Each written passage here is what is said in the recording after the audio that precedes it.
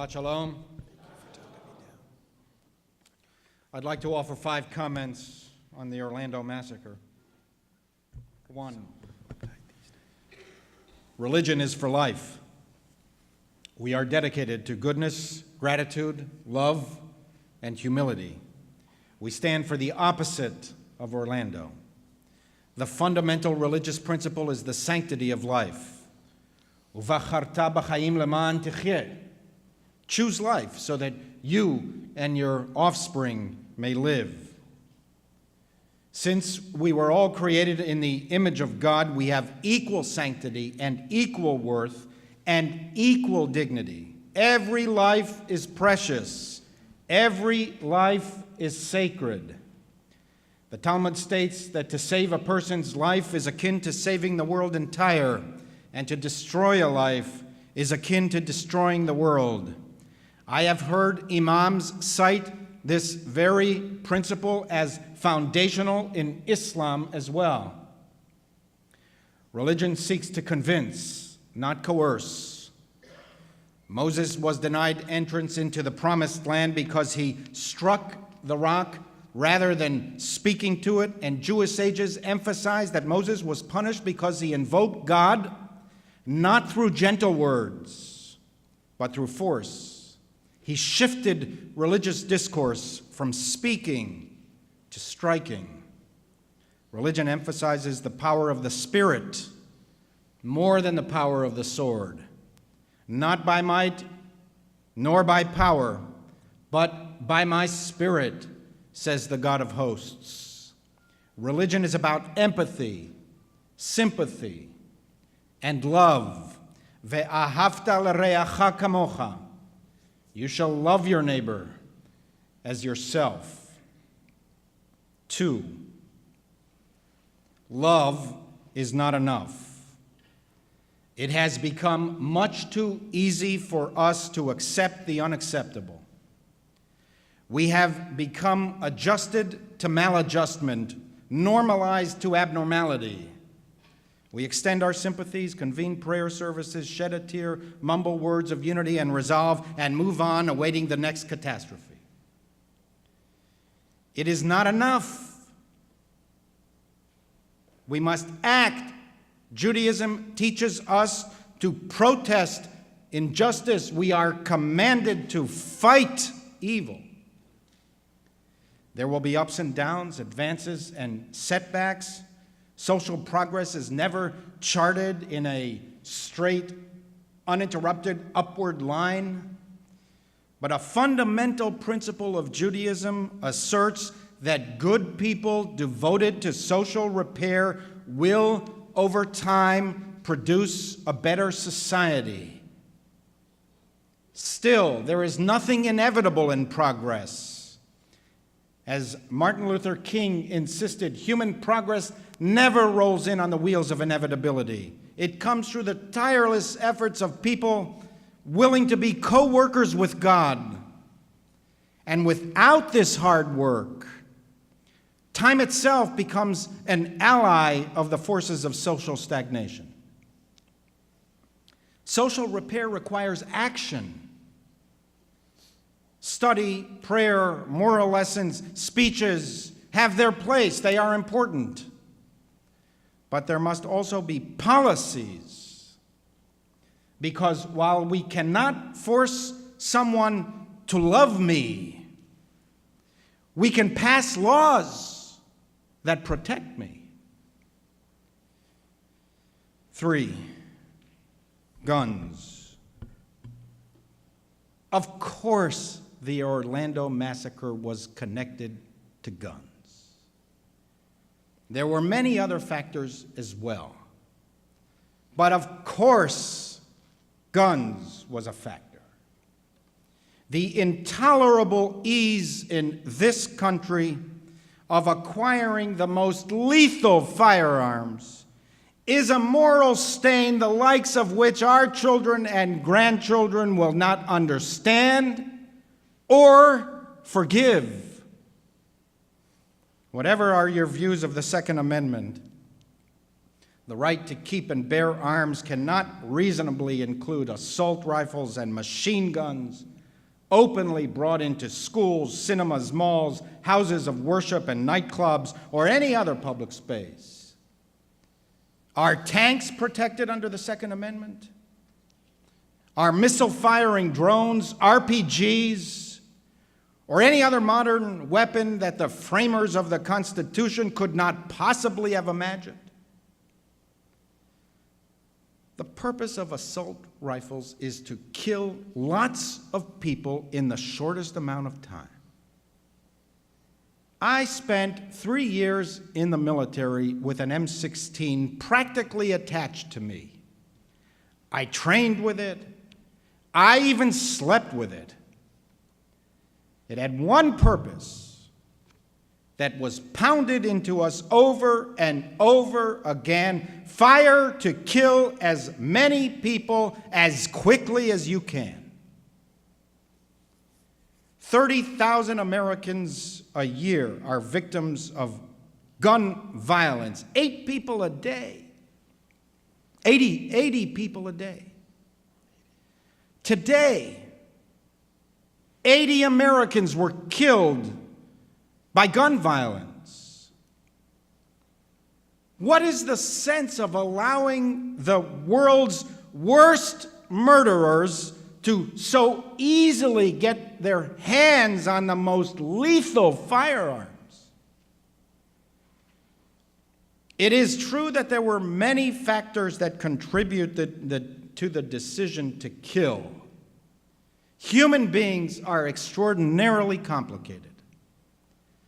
But how can we deny a correlation between the ease of acquiring firearms and their widespread use? It defies common sense. 4, Islam. Of course, the Orlando massacre was connected to Islam. There were many other factors as well. But of course, Islam was a factor. To argue otherwise is to misunderstand or to purposely distort religious passion. If you conclude that Islam had nothing to do with the motivations of terrorists, you do not understand the way faith motivates believers.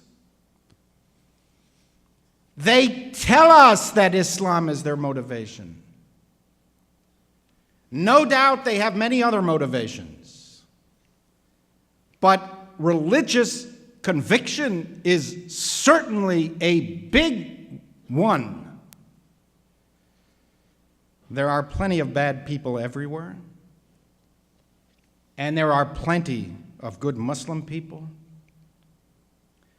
But what we are now confronting in the West is an all-out war perpetrated mostly not by Swiss grandmothers, not by European anarchists or radical Christians or fundamentalist Jews, but by Muslim extremists, mostly Arabs from the Middle East. It is a fact. Don't pretend otherwise. It is unbecoming of highly educated people to deny the facts and to engage in pretend fantasy. Some of the very people who ridicule climate change deniers for denying the facts are the ones who themselves deny the facts when it comes to terrorism. It is not liberalism to deny reality. It is not liberalism to pretend that Islam has nothing to do with terrorism. It is just denial and distortion and obfuscation and unhelpful and counterproductive and most assuredly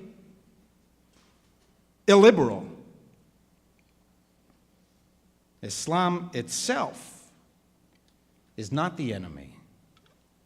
To paint a broad brush on an entire religion, to foment Muslim prejudice and xenophobia, is profoundly un-American and egregiously counterproductive. We do not have religion-based tests in this country. And who more than the Jews understand the urgency to protect the safety and dignity of American Muslims?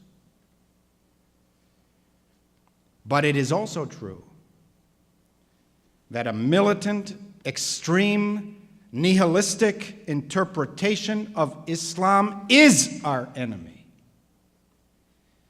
and is the enemy of Islam itself. And while there is a role for American military might, this enemy will not be defeated unless and until the good Muslims of the world take back what they claim is their religion of peace from the cruelest and most violent people in the world. Orlando was a crime, but it was not only that. Orlando was violence, but it was not only that. Orlando was prejudice, but it was not only that. Orlando was hatred, but it was not only that. Orlando was murder, but it was not only that. Orlando also had something to do with Islam, something critical and fundamental. And one would hope that right-minded people could understand better what Israel has been confronting for decades. Although I never underestimate the power of the enslavement to a false ideology. Last week, 4 people were killed and 6 were wounded by terrorists who walked into a Tel Aviv cafe and sprayed automatic gunfire indiscriminately. This, too, was not simply a crime. It was not freedom fighting because it happened to Israelis and not Belgians. Tel Aviv was not simply hate or intolerance. Like Orlando and Paris and Brussels and San Bernardino and London, it was a murderous ideology, a branch on the same tree that crashed into Orlando. ISIS is only the most extreme, the most vicious, and the most pathological manifestation of a much broader anti-Western, anti-liberal extremism that includes Hamas, Hezbollah, Al-Qaeda, Iran, and elements of the Palestinian Authority. It's not that everything that Israel does is right. But not only is it wrong to view Israel's struggle as somehow different than the rest of the West, it is the opposite. Israel has much to teach the Western world how to wage this terribly complicated war against religious extremism while sustaining an open, free, tolerant, Western democratic society. We've been warning for decades,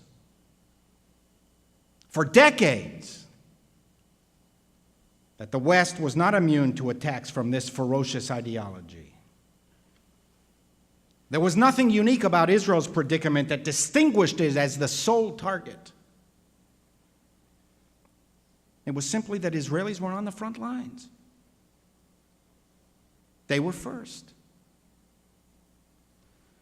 Jews have often served this function against our will, to be the canary in the mine, warning of an unhealthy and ultimately deadly atmosphere.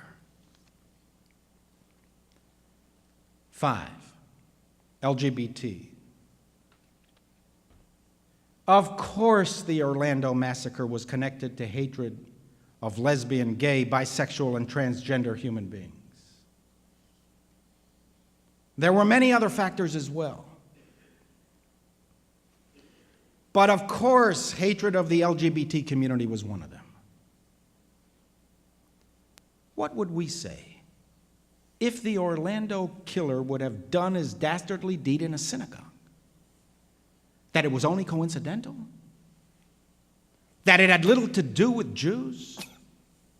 Can you imagine how offensive that would be and how utterly ignorant?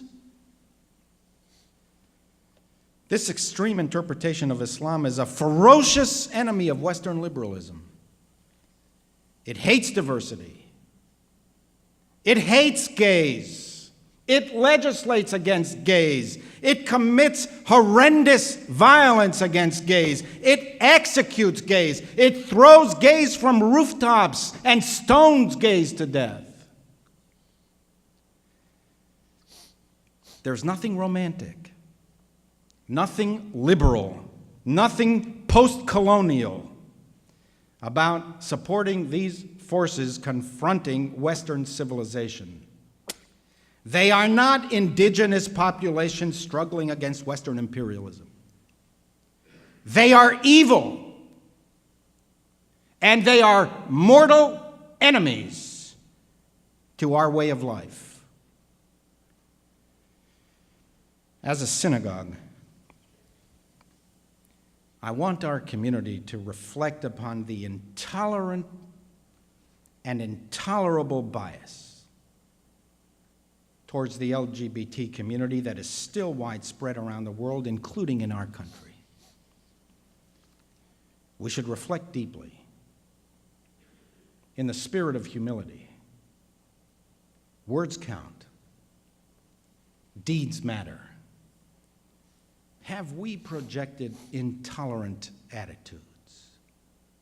Have we contributed to an angry culture, whether by action or by simply standing aside and not getting involved? We have made some progress in this country in the struggle to achieve equal rights and equal dignity. There's still a long way to go. If anything, the recent success in securing LGBT protections have created a backlash of hatred and prejudice. Even bathrooms have become a surrogate for intolerant attitudes and intolerant speech. All human beings were created in God's image and endowed with equal dignity. We do not offer protections as a matter of generosity. Human beings are naturally endowed with certain unalienable rights simply by virtue of being human. It is those who seek to deny human dignity to others who should be marginalized by our society. Our community, the Stephen Wise Free Synagogue, stands arm in arm with pride for gay pride. We stand with the good people of the world. Our heart breaks for the victims and their families. We pray for a complete and speedy recovery for those in need of healing, and weep for the families of the murdered. We have no time for hate. We will devote ourselves to love, goodness, kindness, and compassion. I had no time to hate because the grave would hinder me, and life was not so ample I could finish enmity. Nor had I time to love, but since some industry must be, the little toil of love, I thought, was large enough for me. Iskor Elohim neshamot tehorot. May God remember these pure and precious souls who were taken much before their time. May they be bound up in the bonds of everlasting life. May they rest in peace.